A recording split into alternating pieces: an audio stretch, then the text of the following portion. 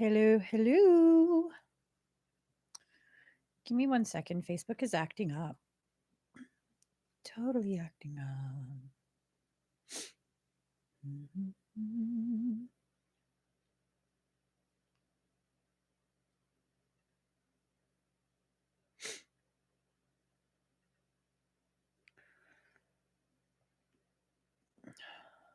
Go ahead and share this.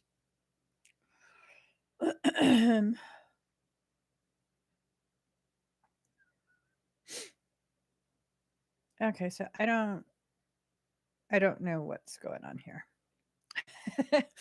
The live streams are totally acting up today. I don't know what to do. Whatever. Um okay. Anyways, hi guys. Welcome to my channel. My name is Emmie from Emmie Evolving. If this is your first time joining me, thank you for finding me. If this is not your first time, thank you for coming back. So, I'm doing a reading and I asked what this reading was going to be about. And what I heard was overwhelmed with fear of the future. Someone is totally overwhelmed. Totally overwhelmed with whatever this is that's going on. And it's creating a sense of, like, not just fear, but it's even almost like desperation. You know, like I'm not trying to say someone that's desperate. I'm sorry. I'm on Facebook right now while I'm talking to you guys. I'm trying to find my live stream and then I came across Alicia's post and it says, "I'm effing struggling, bro." And it's a pink Care Bear. um Ooh. Okay, I love Miss Hamilton's posts. I just saw her post. It says manifesting genuine connections with those who have similar heart and intentions as I do. This has a lot to do with you really recognizing, where are you within yourself? Where are you within your life?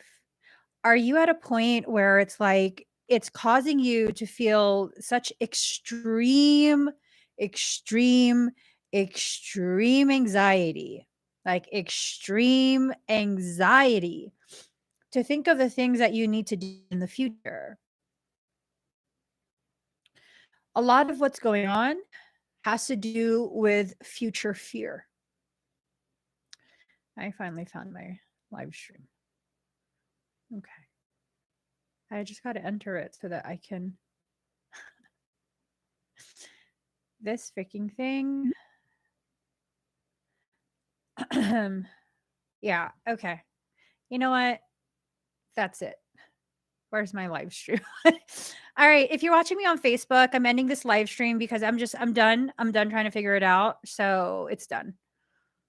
We'll leave that. We're gonna end the live stream. I don't know if it's ended or what, but I'm focused on YouTube. Anywho, hey guys, y'all are my booze. Y'all are my booze. Okay, my booze. Let's get cards ready. So this is fear of the future, future fearing. And it's up to you how you want to receive these messages. It's up to you if you want to use it to empower yourself or use it to further whatever fear you're feeling. There are things you don't want to agree to that it's going to push forward towards that. Whatever this is, it's pushing forward. So I'm just getting these cards ready. As soon as I lifted the cards, 2 fell out. I don't know. That was aggressive the way they fell out as well. So I'm assuming another card flew out. I'm assuming I better just behave in this live stream. I'm just going to pull a couple more. We're going to put this aside. Pull a couple from here.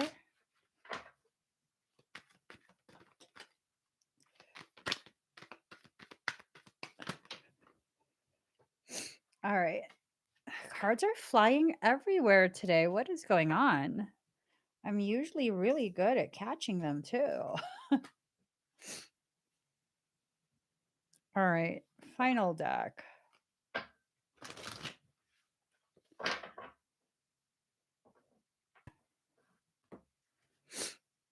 All right.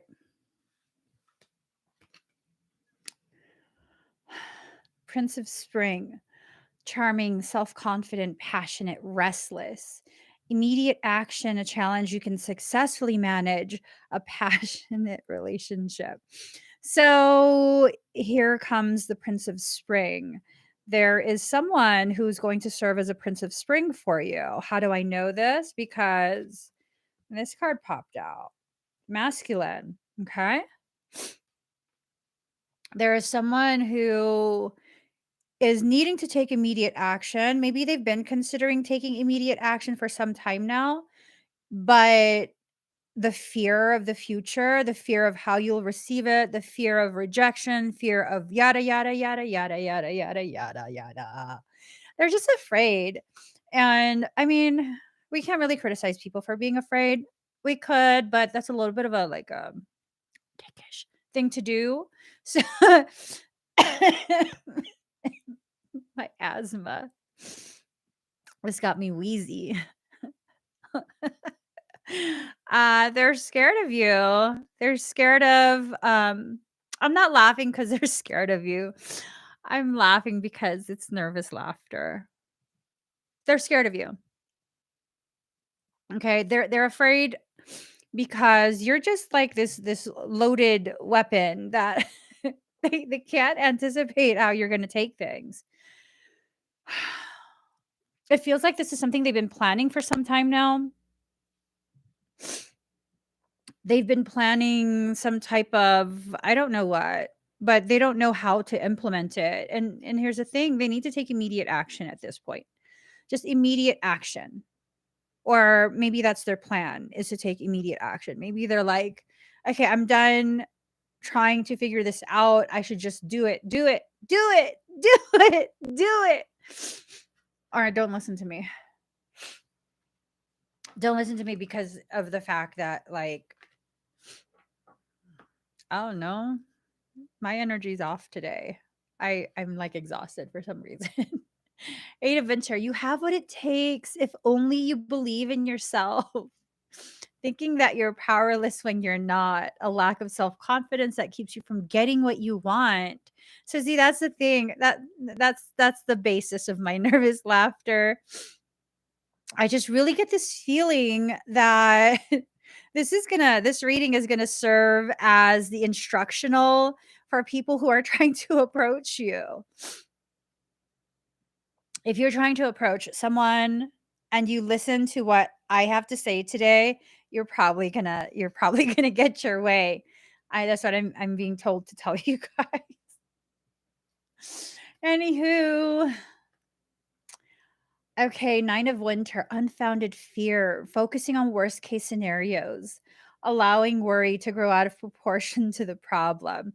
For whoever is cross watching, you're totally being told that, you're gaslighting yourself. First and foremost, you're gaslighting yourself.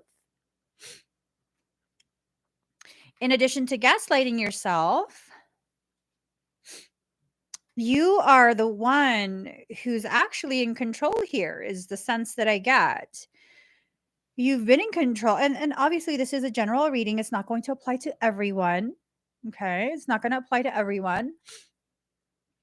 For a select few who are cross watching, you've been in control this whole time. You just haven't realized how much in control you are. And if we sit and look at this, let's really look at what's been happening. Okay. I'm about to bust all of you out. You've been coming and joining me regularly. Why? For some of you, it's because you've become invested in this storyline. You've become very, very invested in this storyline, maybe because it applies to you, maybe it doesn't. Who really knows? You do. If you're invested in this storyline, that tells me that you're really waiting around to see when they will come back, when they will approach you, when they will have conversation with you. And I mean, we can be very honest in this space. Like, if you are waiting for that specific event, you're actually not in control here. We have plenty of people who will be in the comment and be like, "Oh no, I got rid of them." Yet here you are still invested, very low key, very silently invested in this specific story. When I say I'm done, I'm not going to be checking in on you. I'm not going to update myself on what you've been up to. I'm not going to be listening to readings in order to find out like how my absence is affecting you. I don't care. If I say I'm done and I'm actually done, that's exactly what's happening. Me moving on with my life, living my life as though I never came across you. Living my life as though the things that we experienced together that helped me to learn something in my head, I that was some YouTube video or some movie that I watched that affected my perception, and I'm not going to associate you with anything that has to do with me. So now we have to ask ourselves, are you waiting for someone to come back? And if you are, especially if you're the cross watcher, I'm wondering if you actually are the one in control here. I'm wondering if this is something where you allowed yourself to believe that you have no say, you have no control, you blah blah blah blah blah. And it's like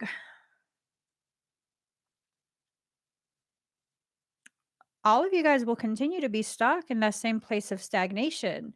So long as you don't do something about this cycle, get off the ride if you're done with it. Okay. Or crank it into high gear. Crank it into high gear.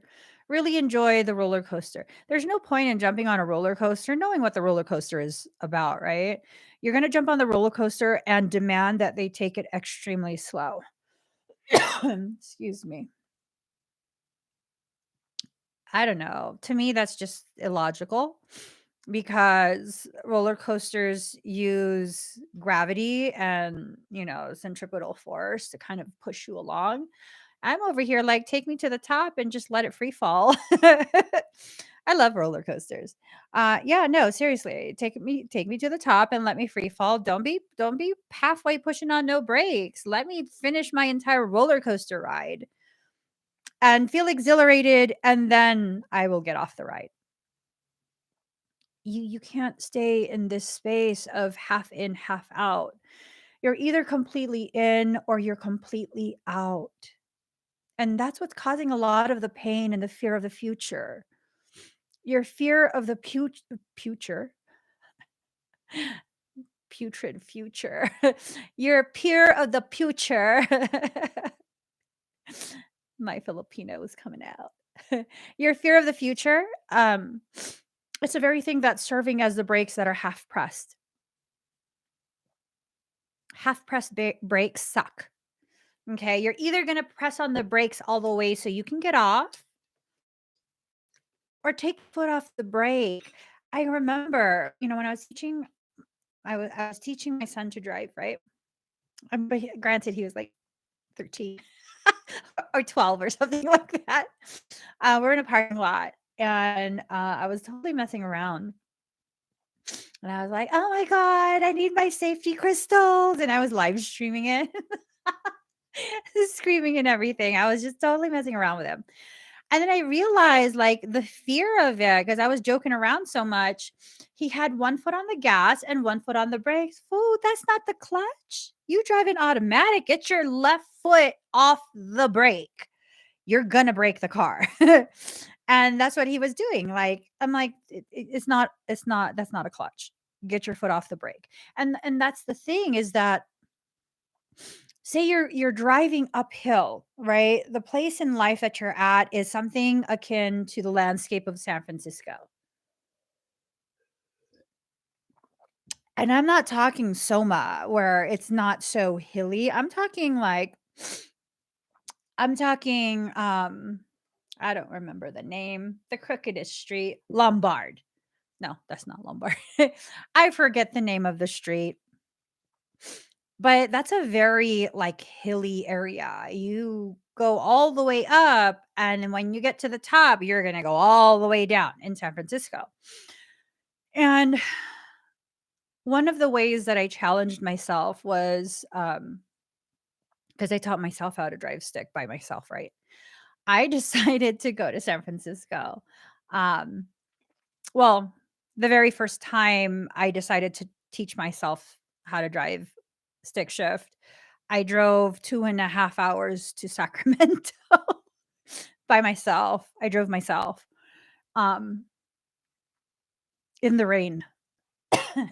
I never stalled though, not until I was like a quarter mile away from home, and then I freaked myself out, and then I stalled.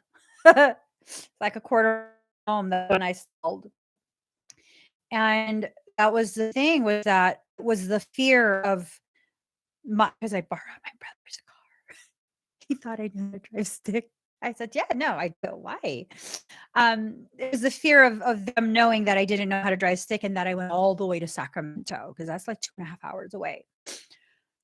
That's what caused me to mess up, and then the car stalled. The next time I took his car out, I didn't have to go to Sacramento. I actually drove to San Francisco. Why? Just to prove to my that I'm a buffer. And I learned that I was overly utilizing the clutch. How did I learn this? Because I started rolling back. And they go real close to you when you're at a red light. So you're going to have to rev that up just a little bit before you go ahead and pop the clutch. I'm just saying. When we allow ourselves to be ruled by fear, not only are you going to potentially stall, you're probably going to roll backwards as well. And word to the wise, if you guys don't drive stick, if you don't know how to drive stick, when you stall, chances are your power steering goes out as well. Can't steer, can't do anything. You better be good with that brake. You better be good with the brake. I'm just saying. I'm just saying. You better have one hand on that e-brake ready to pull it up.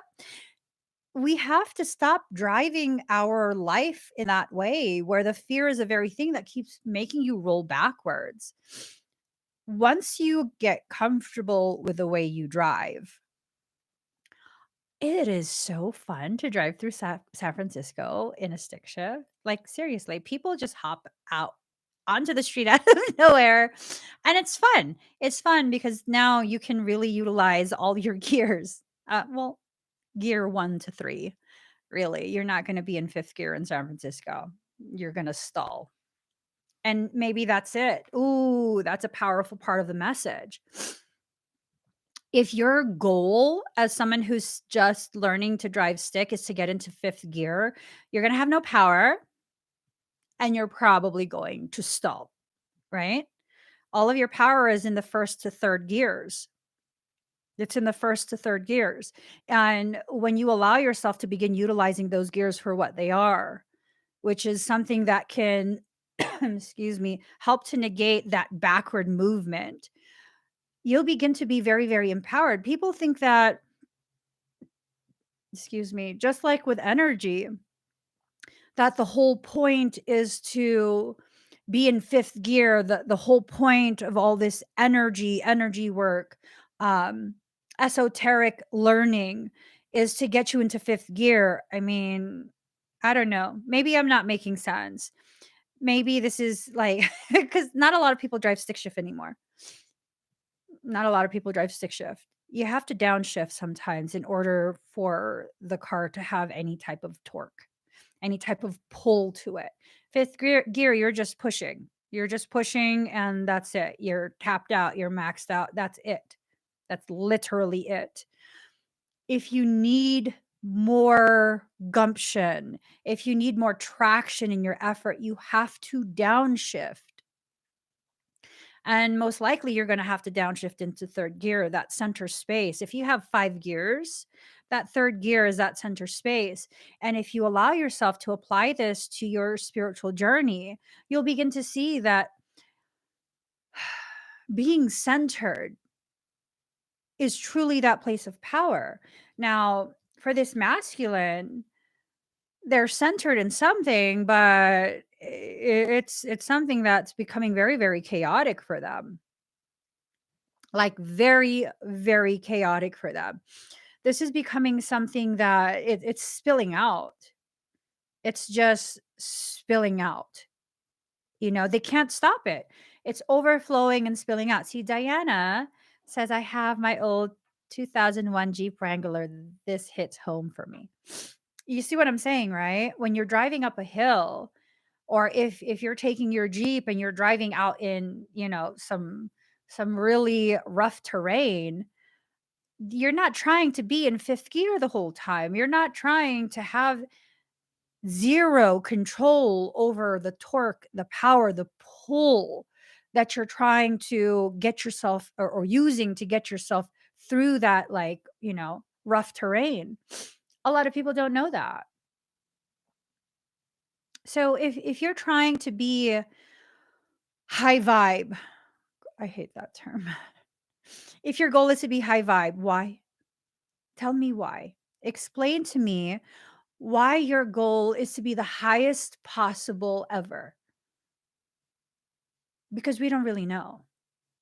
We think, well, I'm trying to be high vibe because that's what you want, right? You want to be high vibration.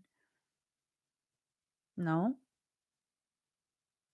no, that's not a valid reason. Because someone else told you is not a valid reason. When one of my siblings tried to teach me to drive stick shift by kind of just telling me, um, it wasn't valid to me until I got in the car and began to try and drive. That was not valid to me.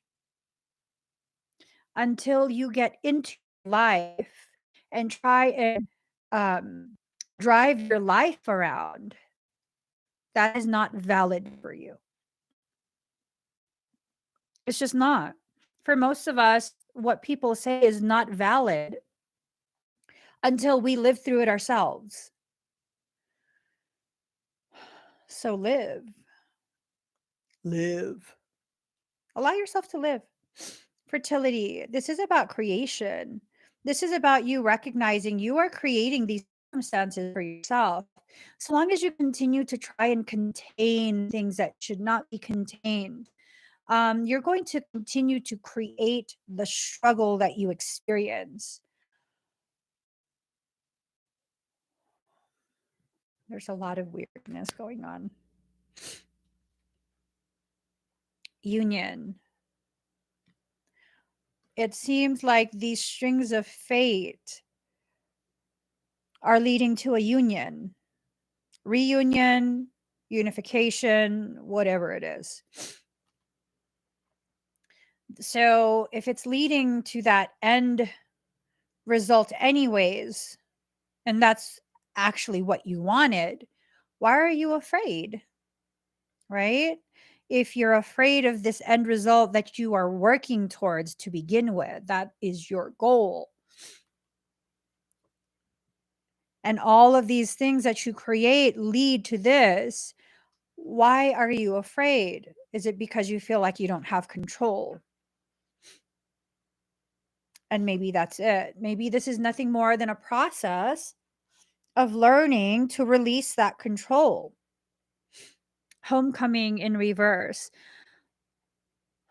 So it's this sense of you can't go back home to what was before.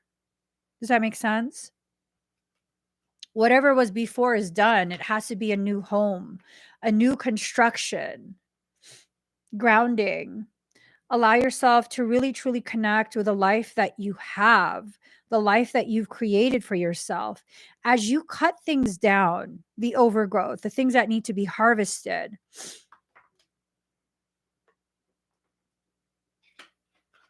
you expose these, I guess, nutritious little tidbits that you have. And there will be people who will come and try and feast off of those tidbits.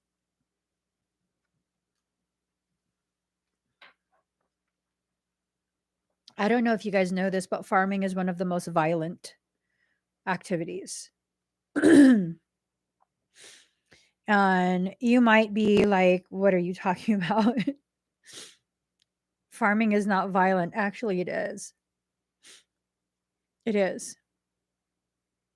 There are a lot of living things that live in those fields. They live in the field like mice and all kind of other type of critters. And when you run those tractors through those fields to cut down the corn or whatever it is, whatever they're harvesting from the fields, those little critters are exposed. They usually end up becoming injured. And if you've ever seen a farm, a working farm harvesting, you'll see plenty of birds just kind of gliding through the air above the field. Why? Well, they're there to feast on all the things that are now exposed. I think this person, whoever this is, whether it's you, whether it's someone else, you're afraid of what will feast on what is exposed.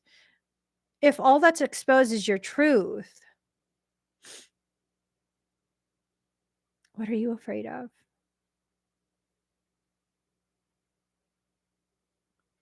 What are you afraid of? You can hold your own. You know that, right? You can hold your own. You can absolutely maintain your space in any company if you choose to. I'm very introverted. I'm very introverted in real life. Like, I don't like to talk to people, especially if I deem you a stranger, meaning I didn't grow up with you.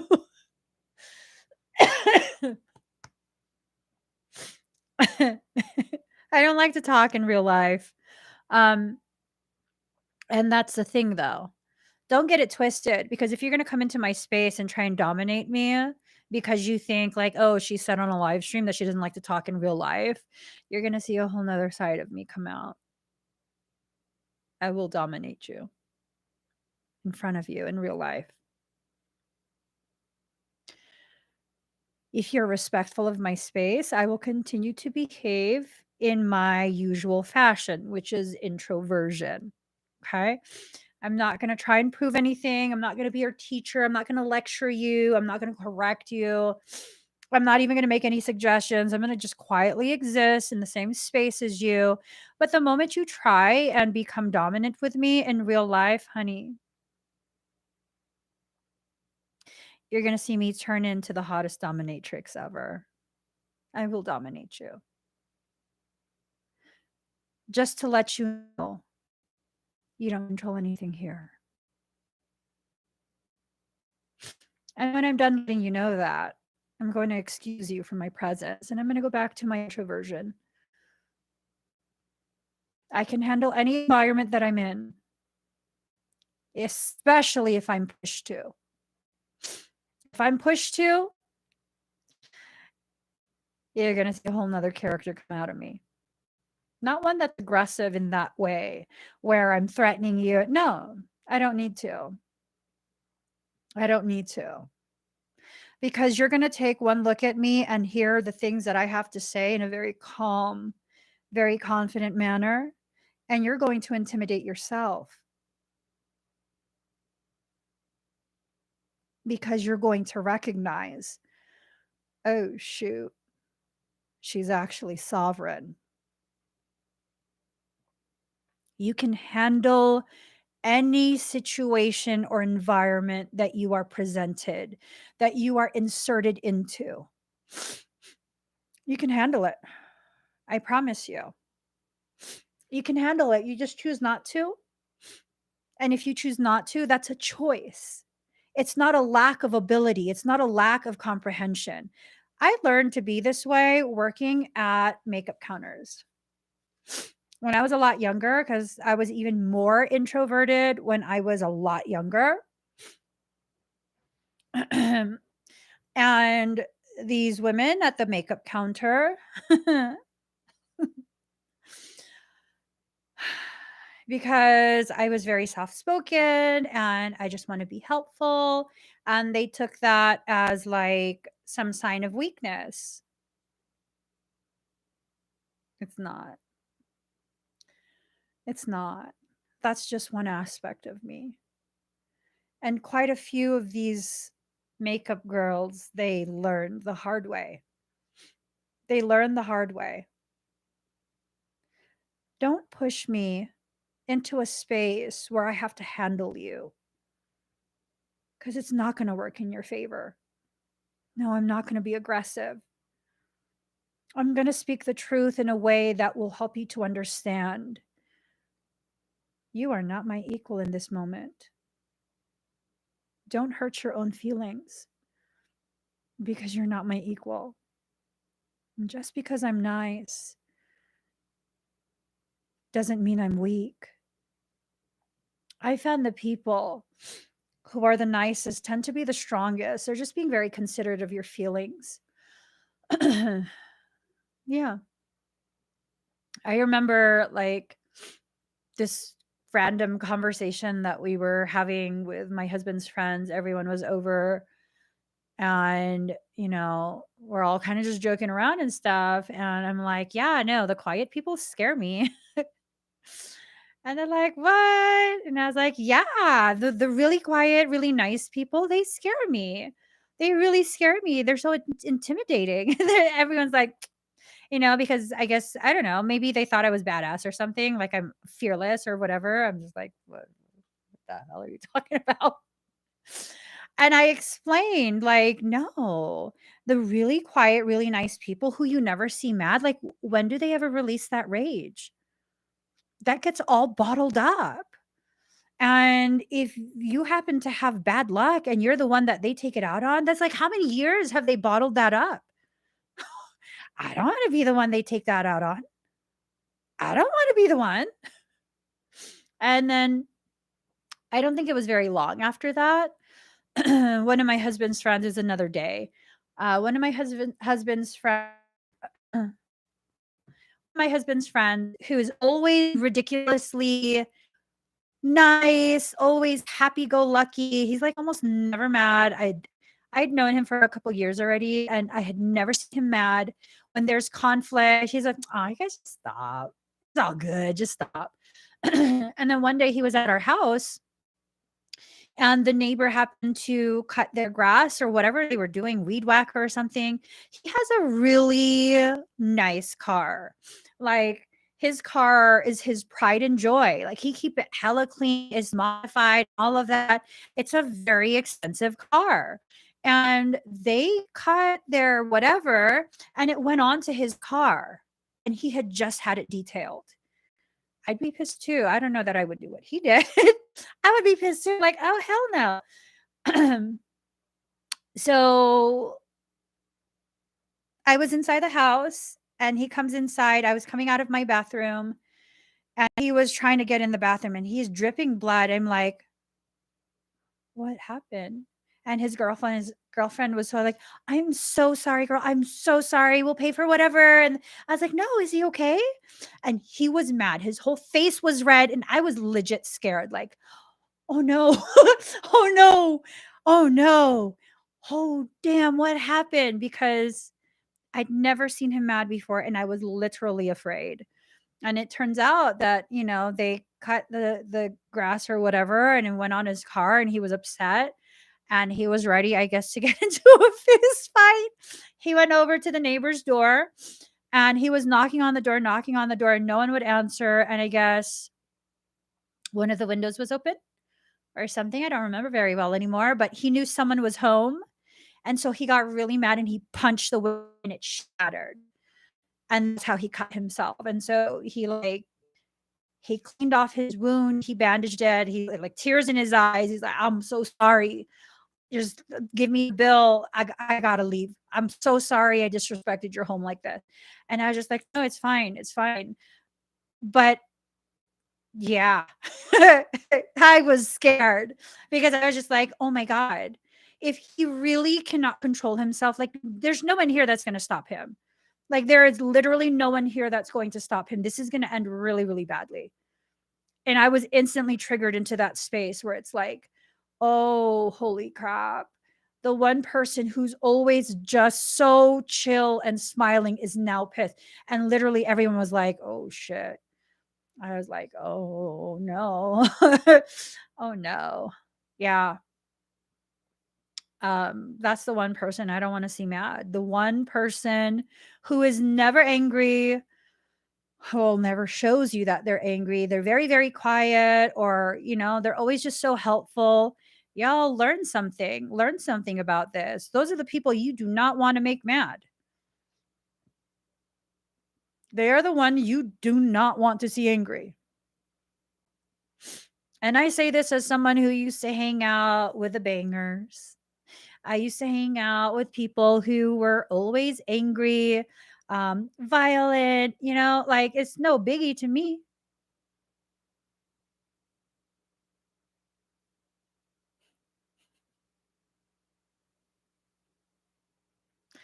It's, yeah, yeah. Be careful of the people who have enough stored to be able to launch and successfully win a campaign against you. You have what it takes. I know most of you that join me regularly, you're the type of person who tries to just be helpful, and you try not to create any type of waves, any type of drama. You try your best to be a good person. You try your best to have compassion, to have grace, and all of these, wonderful things. You know what type of strength it takes to always be that? Do you understand what type of strength it takes to never complain to someone about their shortcomings, to never be truthful in a way that makes them feel exposed? Like, I'm not saying you're lying to them and trying to sugarcoat for them. I'm saying you wouldn't dare say anything that would cause them to feel the gravity of their lack of ability, their lack of centeredness, or any of that. You just keep it very quiet.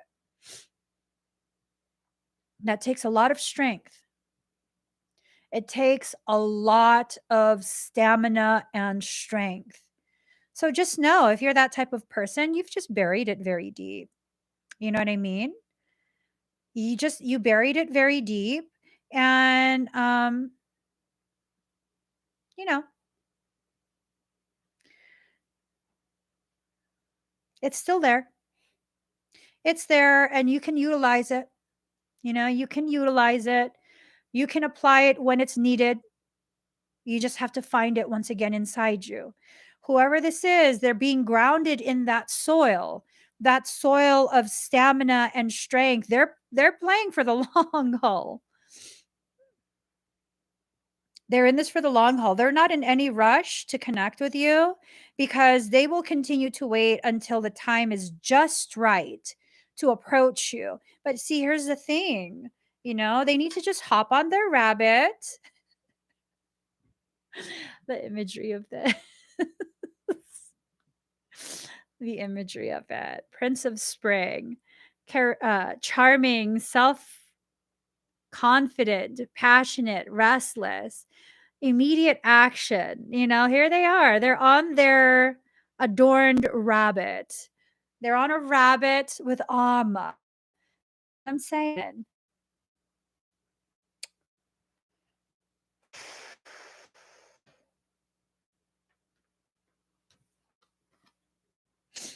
a summer by summer, there will be some things that are happening. Okay, able to watch this from the tower.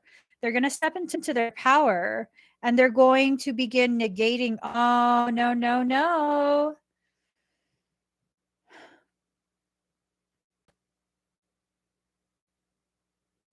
It's almost like this sense of someone did some brujeria. Someone did something. They tried to be crafty towards this person, and there's a lot of magical interference. What happened to the screen?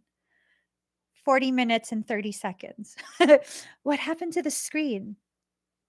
What was it? Tell me, because I don't see anything here. I felt really irritated, you know? I felt really irritated. Like okay. Oh, I'm sorry. It probably pixelated because I got really pissed off. I don't like it when people do witchcraft on other people. Having been a recipient multiple times of like the most malignant, like wanting to kill me type of witchcraft, it just makes me feel some kind of way, you know?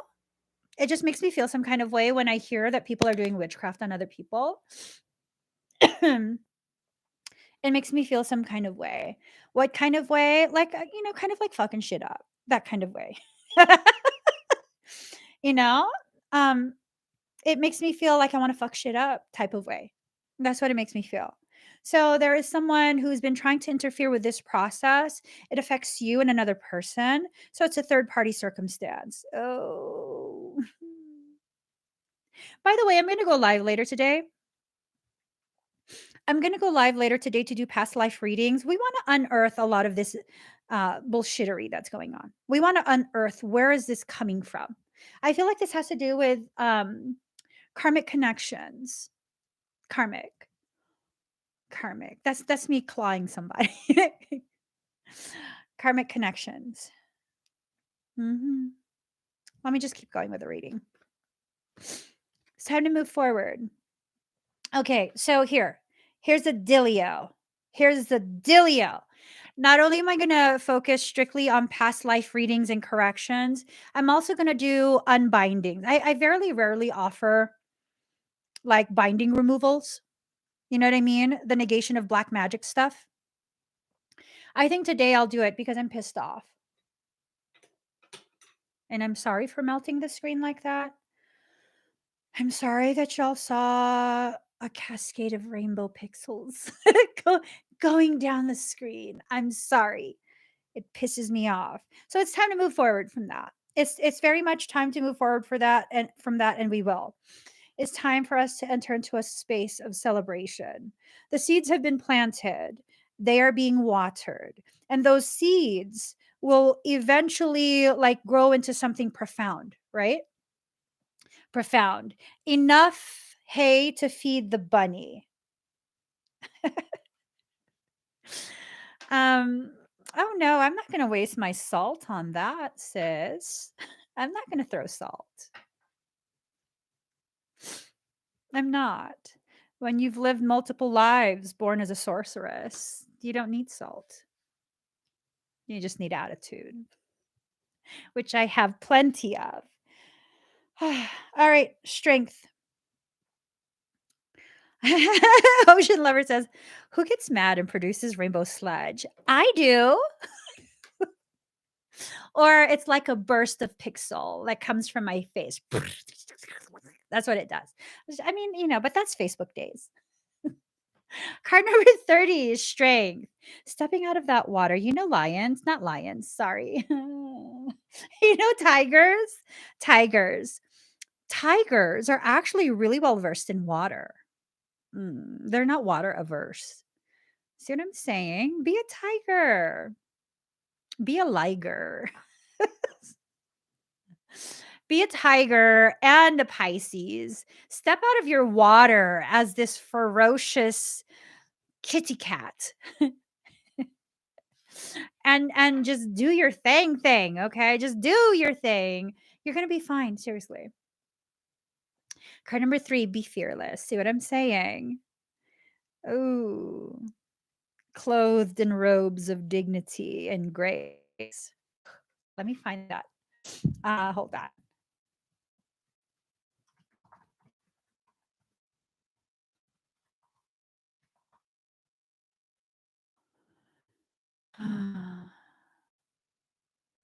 Okay.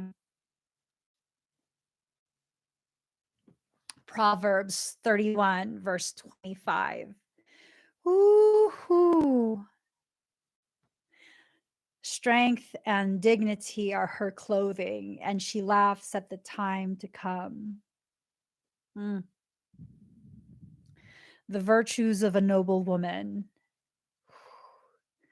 Verse number 24. She makes linen garments and sells them. She delivers sashes to the merchants. Strength and honor are her clothing, and she can laugh at the days to come. She opens her mouth with wisdom, and faithful instruction is on her tongue. Ooh, I'm just saying. Proverbs 31:25. Mm-hmm. Mm-hmm. I love that one. And so there you are. There you are. Clothed with linen infused with dignity, honor, sovereignty.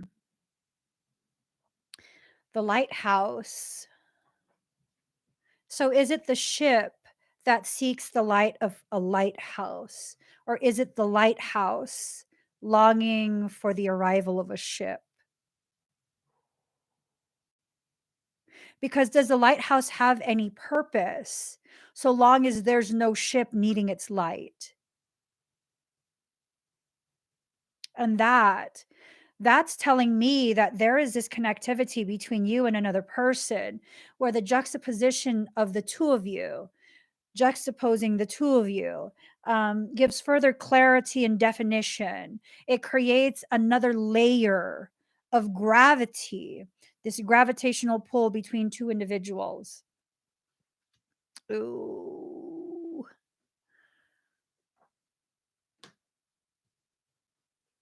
So a lighthouse exists in service of boats, in service of ships, to provide them safe passage back home. Ships can exist without the lighthouse, but but they're very limited in their existence, especially through a dark night of the soul. They will not know how to navigate. It's treacherous to do that. It's not safe. So then the two, they exist, one supporting the other, one existing for the other. It's this really beautiful, beautiful sentiment. I don't know how it applies though. Celestial teacher. Maybe the whole point of a celestial teacher is to give you the space and the freedom to traverse your ocean, to really just set sail, to go and explore the ocean with a knowing that one day you will return back home. And as you are exploring your ocean, that the celestial teacher's job is not to tell you where to go, but to simply help you understand there will be certain things that you have to look out for. And when you're ready to come home, that celestial teacher serves as the lighthouse. That's a beautiful sentiment. Intuition. You are already seeing the things that you need to see. Oh, Lord. It's this sense of your reflection is in their eyes. That's how deeply they've been that's how deeply they've been observing you. Okay? I want to show you guys some. Or maybe not. Who knows? Let's see. So I was trying out one of these filters just because I thought it was funny. I wanted to see if I had blackheads and stuff because that's what the person said the filter was for. That it will show you if you have any clogged pores and whatnot. And so I was trying it out. Hold on. Hold on. It's kind of creepy, to be honest. All right, I'm going to show you guys this. Oops, I didn't mean to highlight that. It's going to be okay. This is my pupil in the filter. It looks like a black heart. I liked it. It was creepy though, because like, why is my pupil that shape? And it was through the whole video. It was that shape. I don't know. It was cool. So for me personally, I have my eyes set on love. That's what I have my eyes set on. And so you can see the reflection of love in my eye. What do you have your focus set on? What have you been staring at for so long that kind of like, when you leave um, your monitor on for too long, it kind of burns the image into the monitor. It's kind of like that. You've been staring, or they've been staring at something for so long that it's been burned into the monitor. You love the video I posted. Oh, and I just woke up.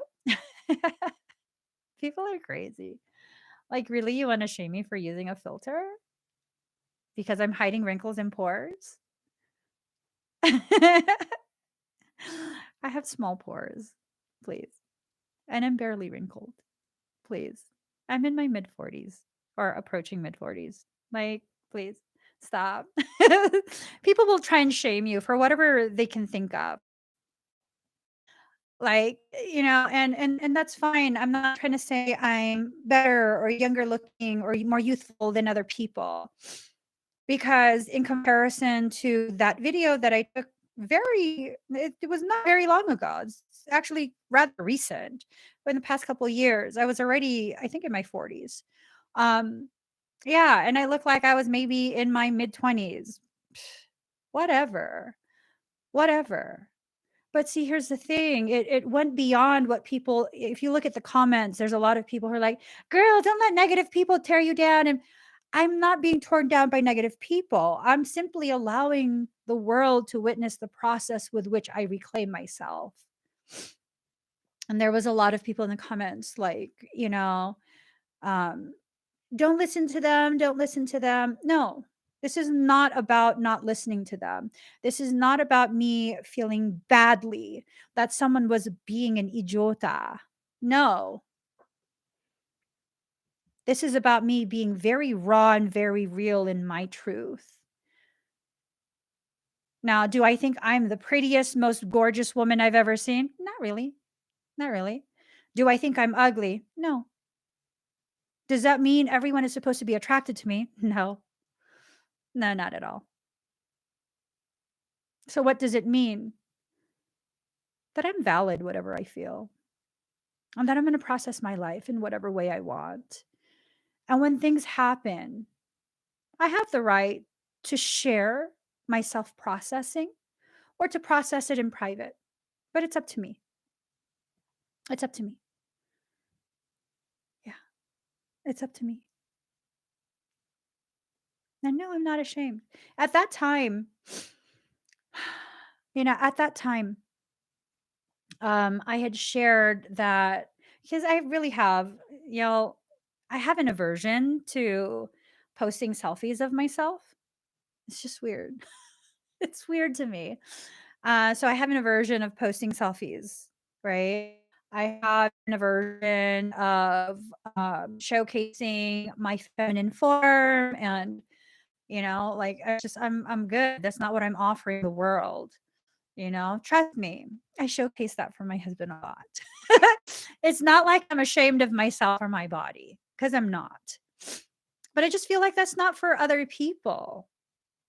Like, you don't need to know the form of my body, the way my breast connects to my chest. Like, you don't need to know that. You don't need to see the gravity of cleavage and whatnot. That's between me and the person I choose to share that with. I'm very old fashioned like that. It's not for shame. I'm not ashamed at all, to be honest. I'm just very old fashioned. I like to be able to, I guess you could say, know that only the person that I choose to enjoy those aspects of me and that side of my aesthetics is chosen by me. And that if you're in my space, you're in my space because of what I'm offering in regards to intelligence.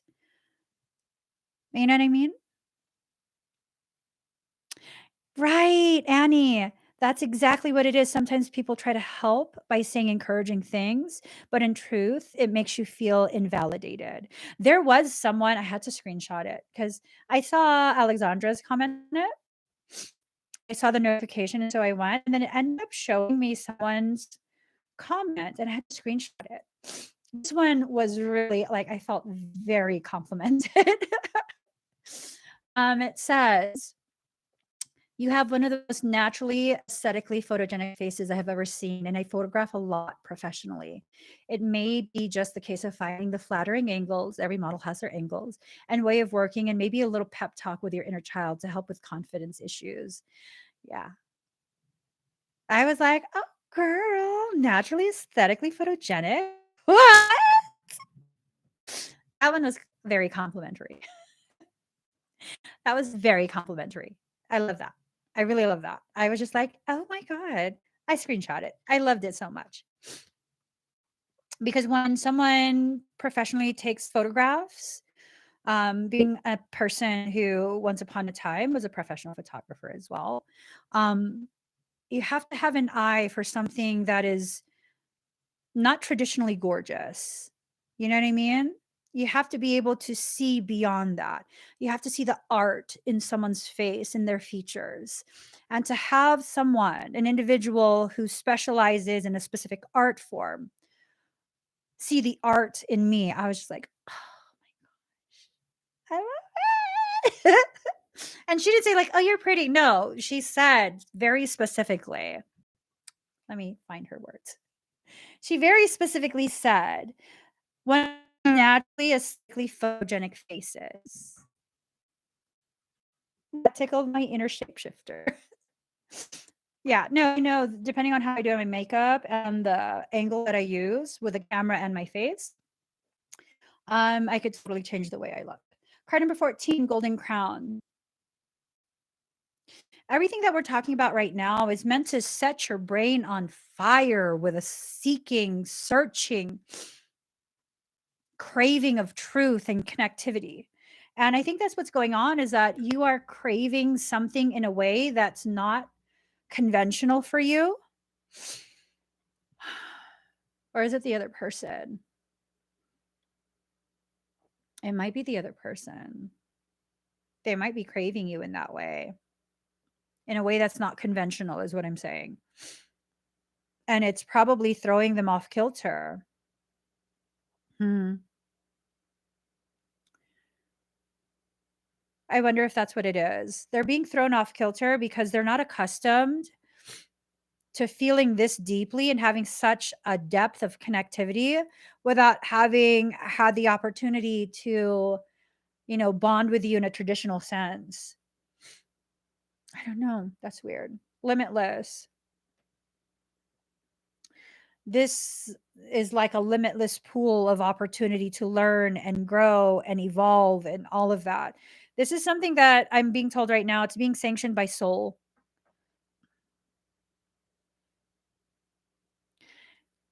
Good morning, Marlene. I'm told I have to be very nice to her today. What can I help you with? Is there anything you would like to share?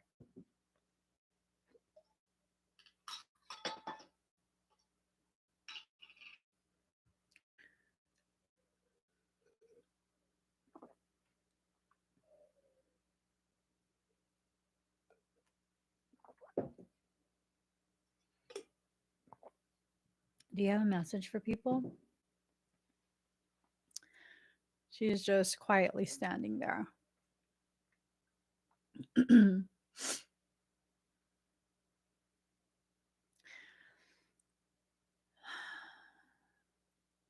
She's not saying anything.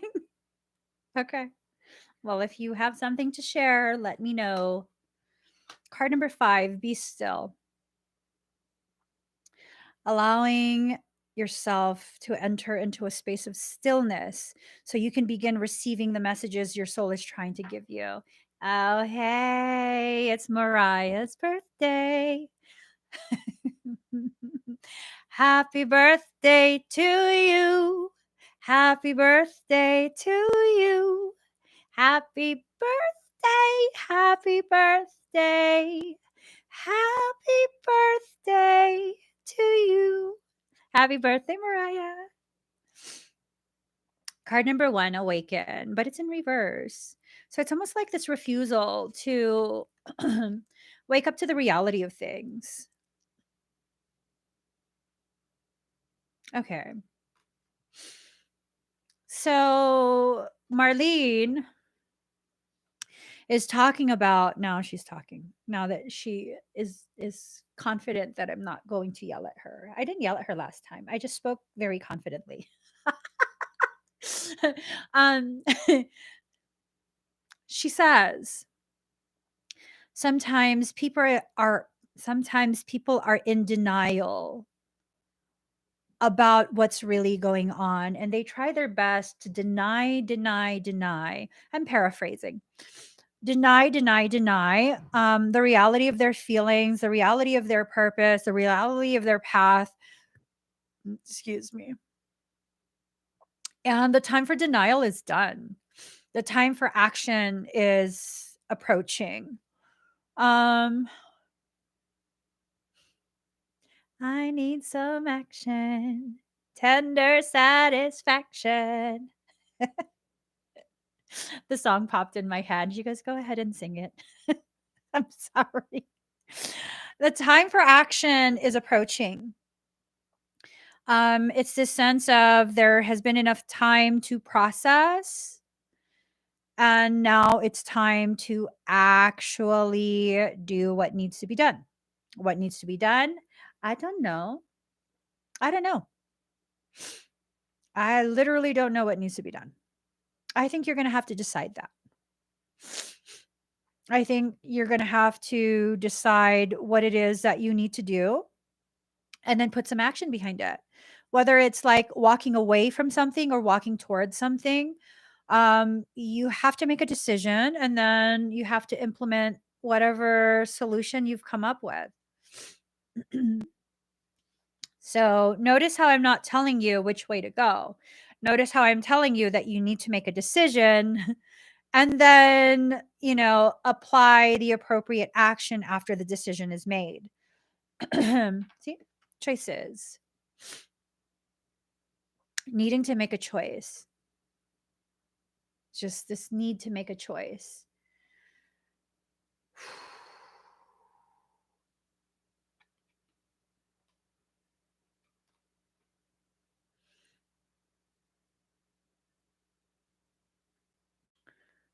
So it's almost like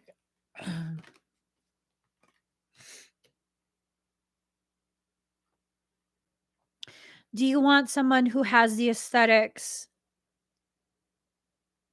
of what you perceive to be your future queen? Or do you want the one who already is your queen? Right? Do you want to invest further into a person who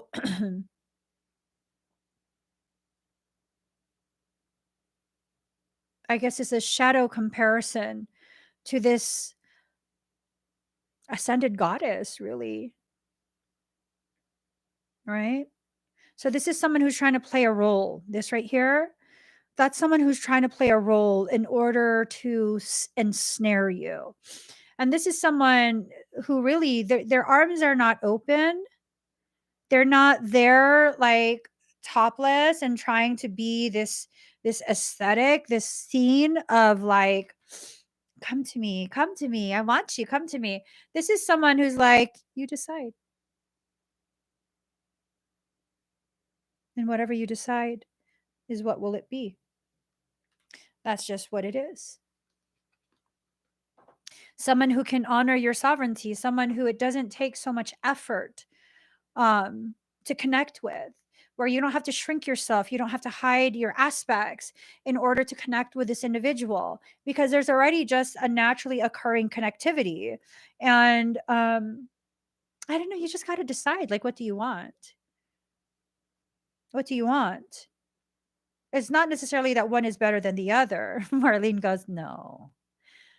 Marlene feels there is one better than the other. I don't feel that. I feel like these are just two pathways for you to choose from. One that honors your growth and treats you like the wildflower that you are, where they allow you to grow haphazardly in the sun with no apologies and no control. Or you could take the other path where they cut flowers down, put them in ornate vases. They're very ritualistic. They are they're very much about tradition. You have to do it this way because I said so.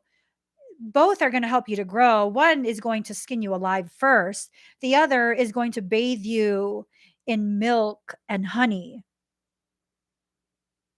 and then wrap you in Egyptian linen before giving you space to process your experience. It's all about what you want. I'm just saying, you pick. Both will grow you.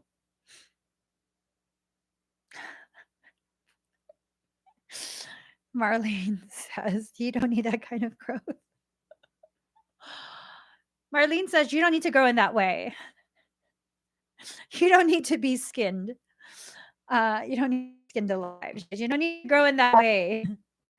Marlene, that's people's choice. They have to be free to choose how they grow. It has to be their choice. It has to. And she's like, you give people too many options. See, here's the thing. I'm not their mother. I don't even do that to my kids. I don't even do that to my kids. I tell my kids straight up, like, that's going to fuck you up. It's up to you. You can't cry about it later, though. Go ahead. That's up to you. You know? Like my son, he was thinking about purchasing an airline ticket to go to a large work function in the music industry. And then, I'm just like, it's up to you, whatever. I mean, yeah, if it's going to promote your work, it's going to further your work, then go. He buys a ticket and then he's like, oh, I shouldn't have bought the ticket. I'm like, bruh. Okay, well, if you don't want to go, then you need to cancel that ticket so you can get a refund. And then he cancels the ticket and he's like, oh, maybe I should go. And I'm like, motherfucker, fucking decide. Stop. Pause. Like, do you want to? You can't keep doing this back and forth. You cannot keep doing this back and forth. I really don't care if you go or you stay home. I really don't fucking care. I enjoy when you're home. Okay? Okay. You cannot keep doing this back and forth shit. Make a fucking decision. I was like so irritated. Make a decision. Stick with it. Yeah. I mean, either way, you're gonna learn, you're gonna grow. Either way. And I was like, maybe you should consider. You have this other group that you work with, and their integrity. They have a like mind, like integrity. They're just as skilled.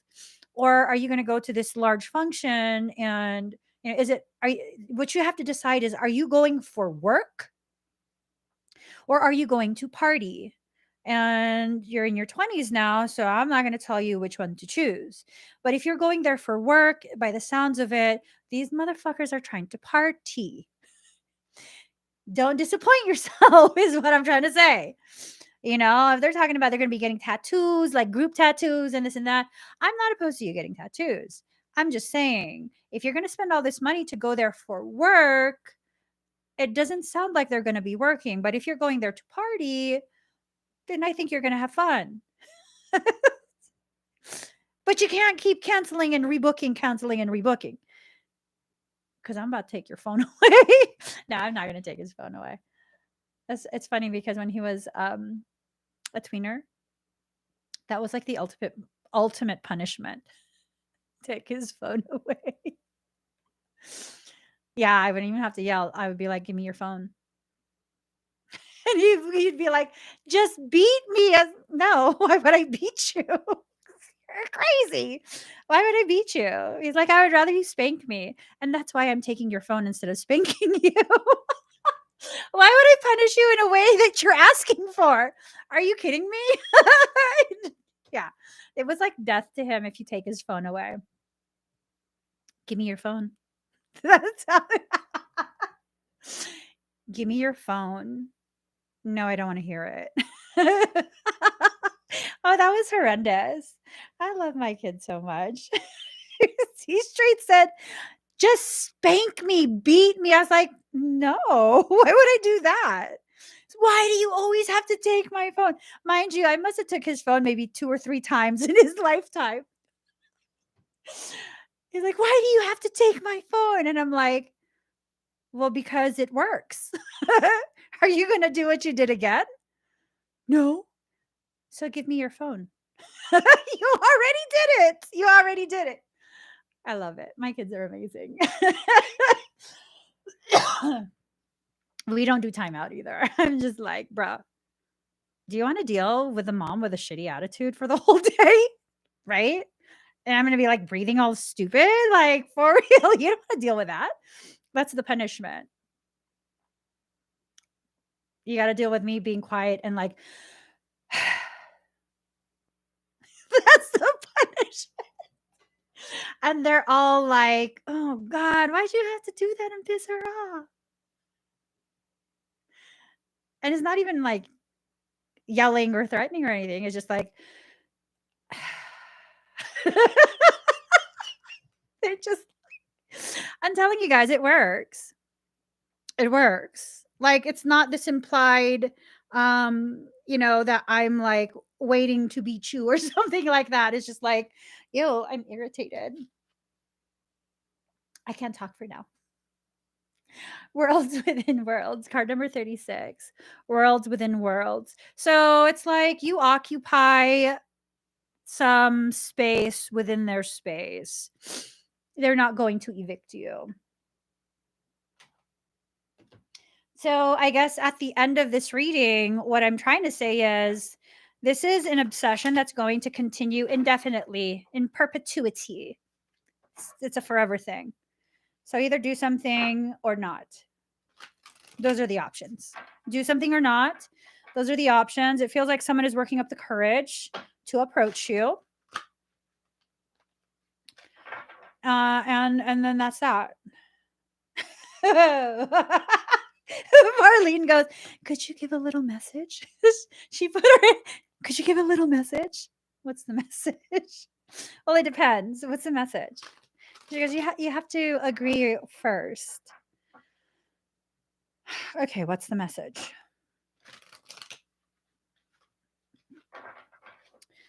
She whispers, "Stop waiting so long."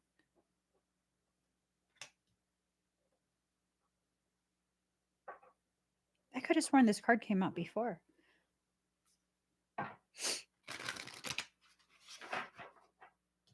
So card number 34, the Amaryllis Lute. Oh. Okay. Card number 34. 3 is a number of solid foundation. 4 is a number of self. This is a solid launching point for you to enter into a place of you. Hey, Miss Sexy. It's Louise L. Sexy. Okay, card number 34, the Amaryllis Lute. You have won a victory, beloved, a victory over the past, and the Amaryllis Lute is sounding through every cell of your being, heralding your rising vibration as you leave fear behind you once again. So 3 plus 4 is 7, 7 being the number of completion, right? Right. So this is a message to someone who's overcome their fear in the past. You are going to overcome your fear again. Your hesitancy will begin to erode and you'll be able to make the appropriate decisions for yourself. In fact, the lute says that you are going fast and spiritually you are outgrowing your old life even more so. When your vibration changes, so too does your life. This is natural. It's safe and loving for you to release that which no longer feels right for you. No matter how much of it was important in your old life, it might not have the same place in your new life. So this is like letting go of the old. Marlene, this is not the place to talk shit about people. I'm so serious.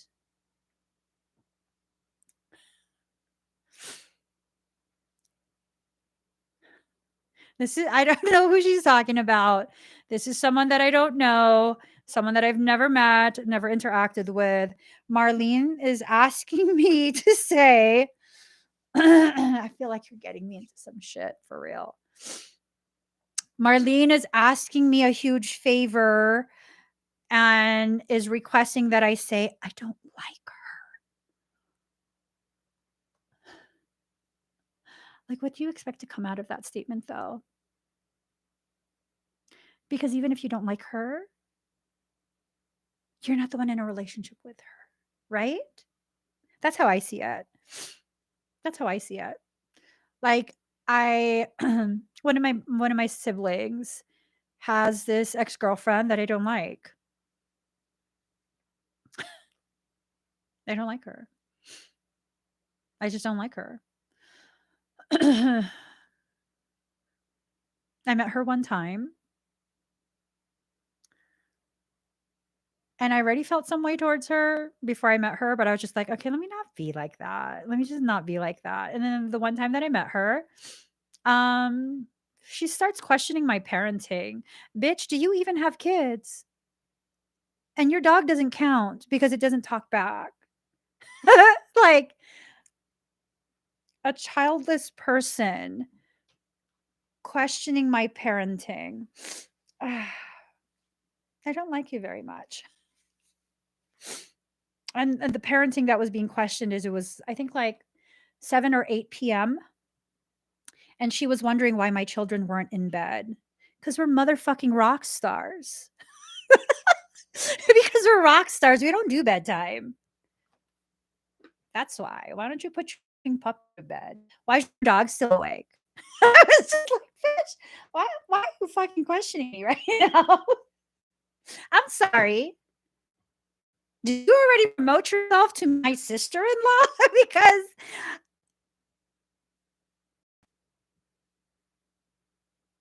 for your information, my children not sleep until they are good and fucking tired.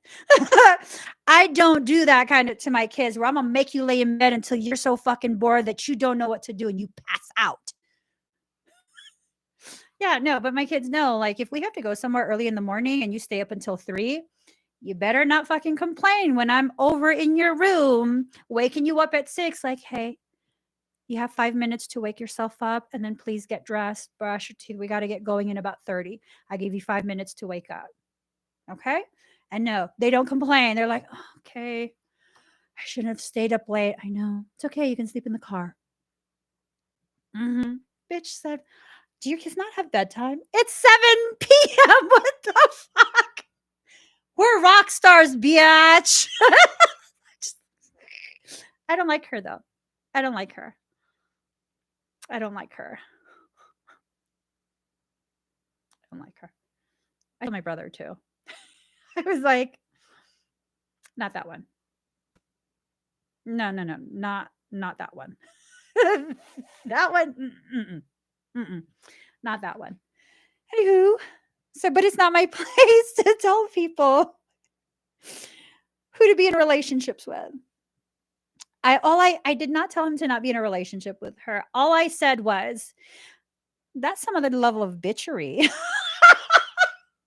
That's some other level of bitchery. Are you really marrying that one? He's like, "What? Nothing. I'm gonna go to bed now." Yeah. Mhm. Bitch said, "Do your kids not have bedtime?"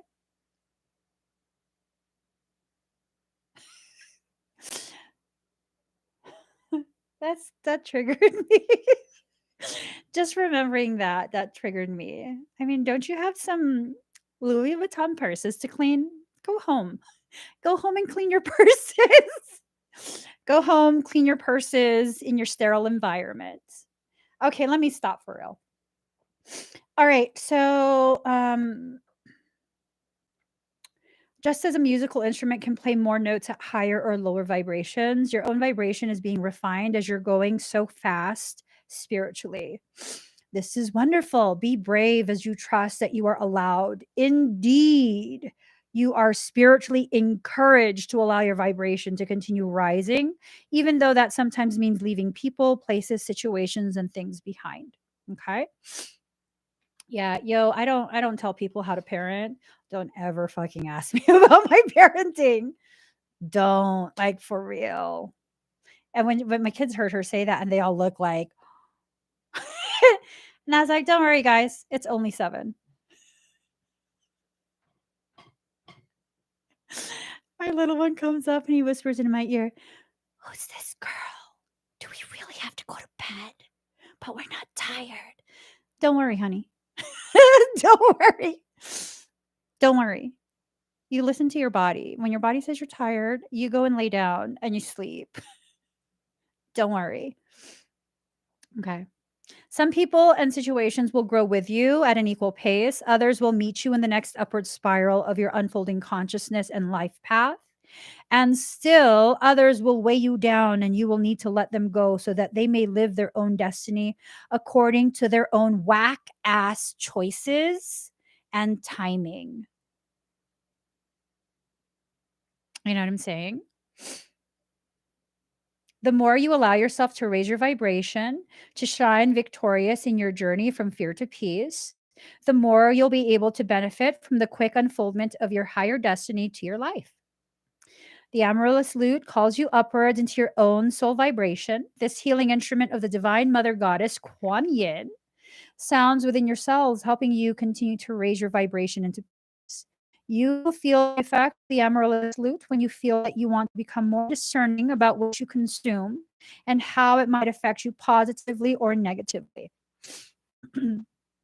you know, positively or negatively. It's up to you. These are choices that you have to make, and you have to allow yourself the freedom to begin questioning the validity of your current stance, you know, because sometimes our current stance has more to do with other people's projections of their fear and whatnot. Like, I don't know, maybe that ex-girlfriend was just like pining away to start a family, I don't know. But the fact is, these little human beings that you're so concerned about their bedtime, they did not traverse your vajayjay. They traversed mine. So you can kind of just back the fuck up. Worry about yourself and your bedtime. I'm still pissed about it. It's been a couple of years. It's been a couple of years. I'm still pissed about it. Because it was more than just questioning my children. It was an immediate indication that any type of continued interaction with that individual would be an attempt or an opportunity, seen as an opportunity for some type of competition. I'm just saying. I'm just saying. I don't play that with other women. Nope. Take your toxicity and your insecurities, take that shit to your therapist because I'm not her. I'm not her. I'm not your therapist. Okay.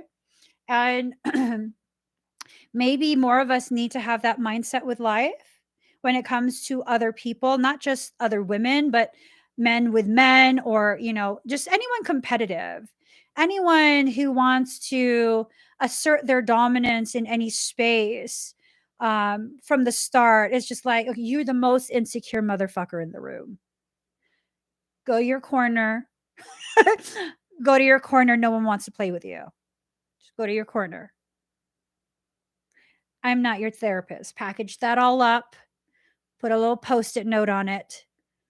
That's for your therapist, not for me to unpackage, right? It's not our job to unpackage other people's insecurities.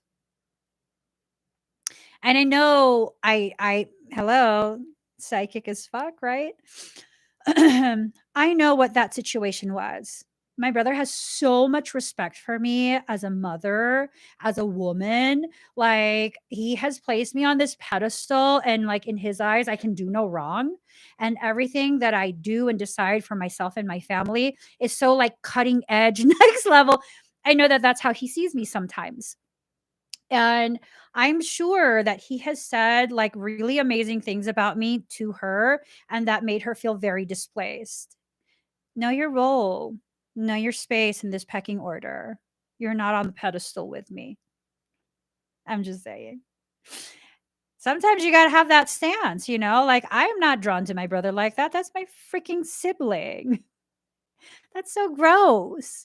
And for someone to, yeah, Annie, she's jealous. Because that's one of the things like I know about my brother when when he's going to introduce me to someone, he has totally hyped up the kind of parent that I am, and how like his nephews are all ridiculously intelligent, well behaved, all of these like really amazing things. And most people will just be like, "Oh, that's so cool." But then every once in a while, you'll get the insecure one that's like, "Oh, so that's my competition." No, honey. No, I'm not your competition. I'm your goal. And knowing that, you guys have to enter into that place of knowing yourself to the degree where you can identify as someone else's far reaching goal. They want to be like you. That's not up to you. That's not up to you. Being honest with yourself and recognizing that someone is making it their goal to emulate you helps to really frame this in the perfect light. You will never be allowed to trust them, because whatever they can do, whatever opportunity they can get to destabilize you, to villainize you, they will. For those type of people, they will. Luckily, I don't come across those type of people very often. And when I do, I'm good. I am so, so good. No, there's not going to be a competition, because I'm not even going to allow you in my life. I'm not going to interact with you. I'm not going to do any of that with you. I'm good off that. You know, I'm not interested in competing with people. I'm interested in co-creation. I'm interested in empowering. I'm interested in encouraging, you know? Those are beautiful things to do, where I can see our differences and I can celebrate that. I can celebrate how different we are, and I can recognize within myself, like, you can see life in a different way than I do. You can totally help me to see things differently and therefore expand my awareness and consciousness. You're very important in my life. I'm not interested in just being around people who are like minded, who think the same thing, who are interested in the same thing. But just because I want a variety in that diversity that's around me doesn't mean I want people like that. People who are jealous from the start, people who project their insecurity onto other people. I've come across plenty of people, in particular women, who from the start they're somehow made insecure or jealous towards me. I don't fucking know why. But as they get to know me, they're like, "Oh my God, you're just like every other person." I'm like, "What did you think I was gonna be? What did you think I was gonna be?" Like, that's weird. That's weird. That's weird that you would think that I'm not like any other person, because I am literally just another person. Like, literally just another person. And it's been beautiful. There's been experiences that have been very beautiful, and they've become people who I still interact with to this day, who I'm still friendly with to this day. We laugh together, we share space together. Just because someone has an insecurity does not mean they're bad. It does not mean they're not worth your time. It means you need to give them time and space to acclimate themselves and figure out that you're not competition, you're just coexisting. But if it's someone who's just interested in competition, don't waste your time. For real. Don't waste your time. Don't try to be the bigger person, because that's just another platform to use to compete with you. Oh, you want to be the bigger person? Okay, I'm going to show you I can be even bigger. Okay, go on with your big self. I'm not playing with you. Card number 13, Yuga Shakti. Her timing is fierce with compassionate wisdom. To love her is to honor her greater knowing. She demands a surrender of our futile attempts to control that which is beyond our sphere of understanding, until that pain transforms into the sweet pleasure of release. Even the right thing cannot attain fruition at the wrong time. Trust her and be shown again and again that her divinely orchestrated workings of time serve you faithfully with love and grace. So, this is a lot about timing. Timing. It's time. Look, top card. Time to take action, immediate action. um, Allowing worry to grow out of proportion to the problem and unfounded fear. This is what's affecting your timing. If your timing gets messed up this time, I think you might be missing your window permanently. I'm just saying. If you've been allowing your fear to mess up your timing, I think this is the one time that your fear messing up your timing is going to be catastrophic for you. For the people who are like, well, what if I do it now? Like you're telling me to do it now. And then they, don't want to be in a relationship with me. They don't want to talk to me. They don't want to whatever.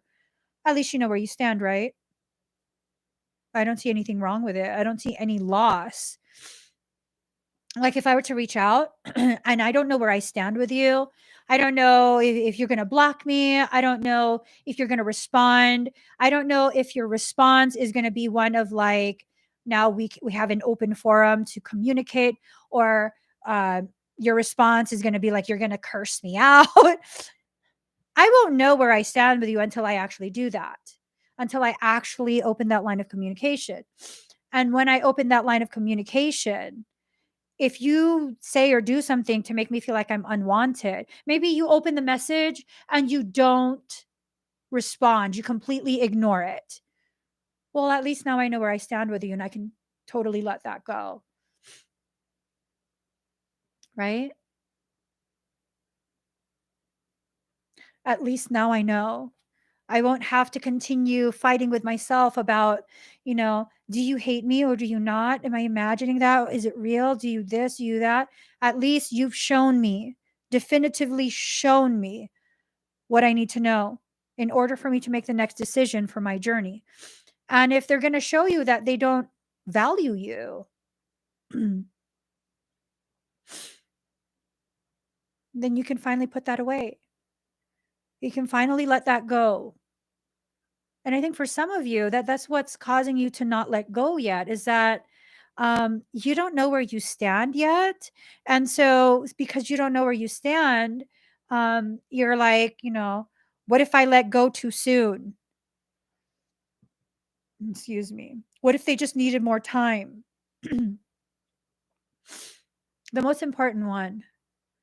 What if now is a time for you to consider your needs instead of theirs?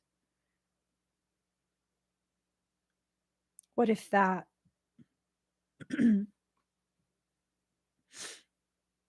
Kali's outstretched tongue and open mouth signify her fierce form as a devouring divine warrior goddess. Oh, my eyes. Time emerges from Kali and ends with her. To birth the new, she devours the old. Persistence for clinging to what has been, the attachment to our past pain and fear of an unknown future are no match for her genius and unwavering will to clear it away, to provide the best conditions for the next chapter to unfold.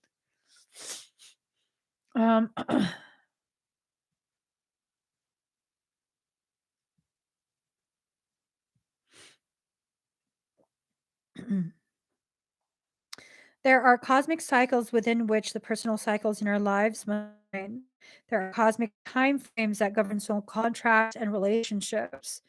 the timing of life circumstances and changes of fortune, and the opening up of pathways for us. Using our free will, we can enhance the flow of healing and do all we can to ready ourselves to step forward at the appropriate moment. Yet it is the Divine Mother. Marlene says, I'm a mom.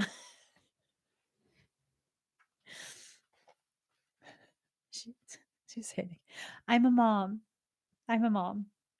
So listen to this next part. It is the Divine Mother in her infinite wisdom and regenerative power that knows and enacts a perfect transition at the best time. She orchestrates the shifting of individual and collective cycles to be. She's like,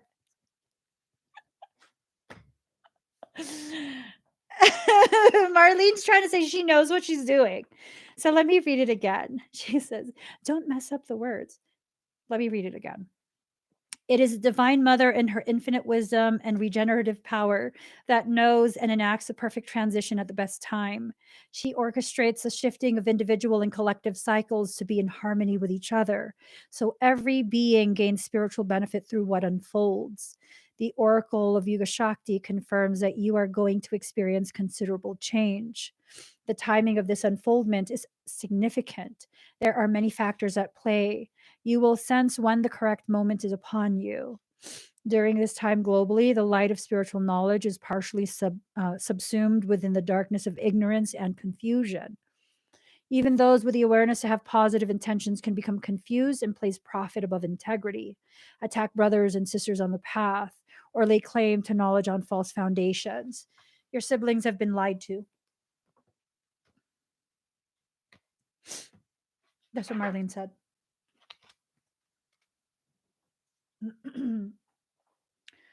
Your siblings have been gaslit, lied to, manipulated into compliance and co-signing of specific things. And if it offends you, do not hold fault against your siblings.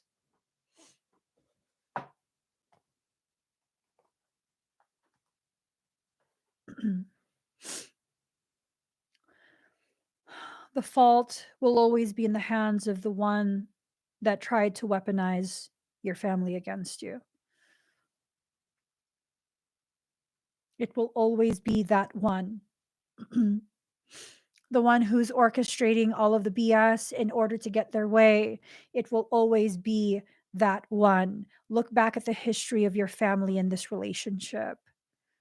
Have they bought their way in? Did they go out of their way to secure their position so that should you ever change your mind, you're now immersed in an environment that will continue to broadcast their propaganda? This can be, I was going to say, this can be like spiritual siblings. Marlene says, shh. Okay. All right. So, you guys, the fear of the future. The future is now and now and now and now. The future is constantly happening and unfolding right in front of you with every single moment. You are living in the future. The present time is you becoming aware of the future you've entered into. That's how long it takes for you to process, to become cognitive of you entering into a new space, a new time, a new potentiality. I want to go to the forest today. I want to go to the forest. I want to go to the forest and just, I don't know, discharge all my pixel rainbows. I want to discharge all my pixel rainbows and just like have a chill day. Just a chill day. The energy this morning is super intense. A lot of the things that are being considered are creating so much cognitive dissonance. It's like triggering people. I'm going shooting in the wilderness. That's what I'm gonna do. I'm going to the wilderness. I'm gonna shoot stuff, not animals. I'm talking about like my metal targets. We have this one shooting tree. It's pretty amazing. So it has the targets and it's attached to a post, a vertical post. And when you shoot it, like this is the target, right? When you shoot it, it goes ding and it goes to the other side. It spins to the other side. So you can make it spin, spin, spin, spin, spin. It's very fun. It's very, very fun. And then I also have this metal target that is like a jack, like um the one like you play jacks with the ball and the like pokey little thingies. It's like that. And so when you hit the target, it it it jumps and skips on the ground. That's going to be fun. So I'm going to go shooting. I don't want to take in any of this aggression. It feels like there is aggression brewing. Like, well, maybe it's not aggression. Maybe it's aggressive frustration. I don't know, but I don't want to take that in and make that my day. Is what I'm getting at. So, if you feel like this reading is for someone else in your life, maybe go do something that is enjoyable for you so that you don't take in this energy as your day. Like there's no point. There is no point in you being right there with them in their like unhappiness. No. Do some art, maybe I'll paint, maybe I'll write some chapters in my book. I'll do something, I don't know. But I'm definitely not gonna stay at home and like marinate in that. I mean, the energy doesn't affect my home, but I feel it like all up in here. Like frustration, irritation, like this realization of how much you've been played. Like,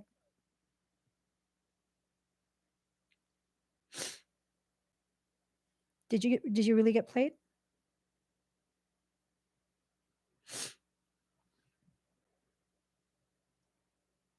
Because I don't think you got played. I think your fear got the best of you, and so you opened up doorways for all of this to happen in exchange for your avoidance of what you needed to face.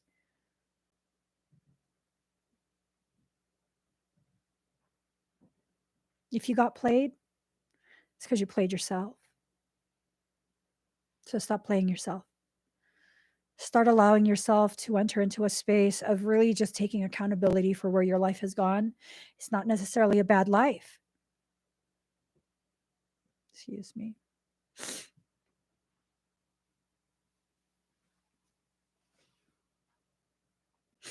It's not necessarily a bad life, you guys. It's a life that you're dissatisfied with, but being dissatisfied does not mean it's bad. If you're dissatisfied, start doing things that make you happy. Start being in environments and around people that make you happy, that make you feel understood and seen and considered and all of these other things. Start being there instead of where you are now. This is a perfect time with this level of awareness. It is a perfect time to make decisions that will alter the course of your life. But only you can decide these things. Only you. Start making some decisions. Start changing the direction that you're headed. Okay? It doesn't have to stay this way. It doesn't have to stay unhappy and unhealthy, like at all. It does not have to stay that way. Okay? So, if y'all could please give this video a thumbs up, I would really appreciate it. If you haven't already subscribed, please do subscribe. Turn on that notification bell. Join me when I'm live. Ooh, yes, Moonrock, thank you.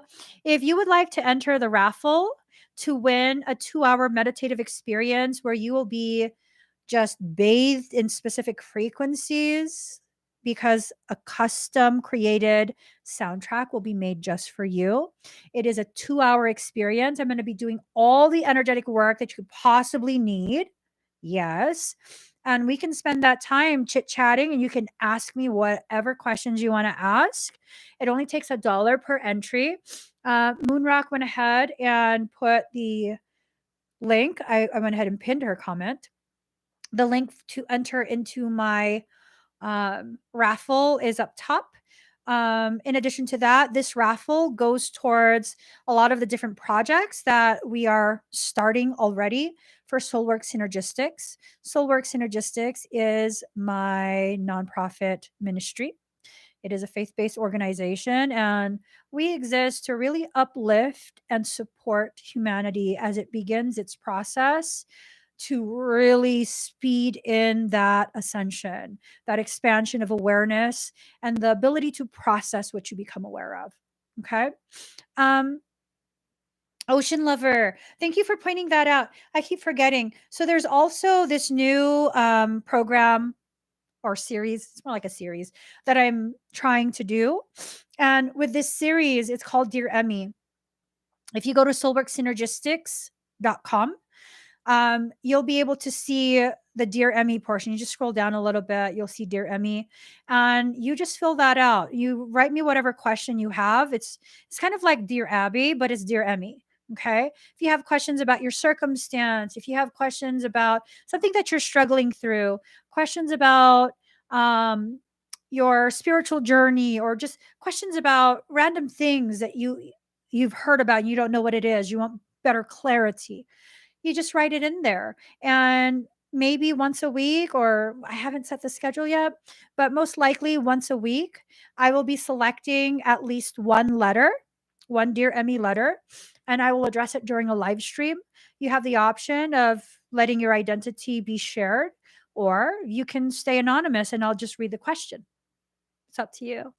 But definitely start submitting your questions. Start submitting whatever guidance you want. Write it in there. Write it in there. And who knows, maybe you'll be one of the first to be selected. Yesterday's podcast, the Soul Sanctuary podcast, excuse me. Yesterday's podcast was selected from Michelle P's question. I forgot to mention it yesterday. She had asked a question in the comments of one of the videos, and she wanted to know more about the shadow self. I mean, how many of you felt the benefits of being able to hear a lot of the things that we talked about? That all came from someone's question. You see how beneficial it is to allow us to become the village we were always meant to be. And of course, there's other changes that I'm going to be implementing very soon for the Soulwork Synergistic website. I definitely want to create like a village space there. I'm looking into the coding for a forum, creating a forum with different threads that you guys can create and respond to. And it's going to be like this little aquarium of a think tank, maybe it's a big aquarium where we can all, us fishies, swim around in there and share space and kind of just share ideas. Aquariums don't just have to be a space of confinement for fishies, they can serve as think tanks. So we're going to be installing an aquarium in the Soulwork Synergistics website. That's going to take me some time to figure out the coding for that, but I'll make it happen. I'll make it happen. If you have other suggestions, there are forums on all of my websites. So we have soulworksynergistics.com, emmieevolving.com, the soul sanctuary.love. We also have K33 Academy.com. Like, there's a lot of different ways for you to contact me and share your thoughts, share your needs. And who knows, maybe you'll be one of the first selected. You know what I mean? So I hope you guys have an amazing, amazing rest of your day. Please give this video a thumbs up, subscribe, and join me 7 a.m. Pacific Standard Time every morning for church. Bye, everyone.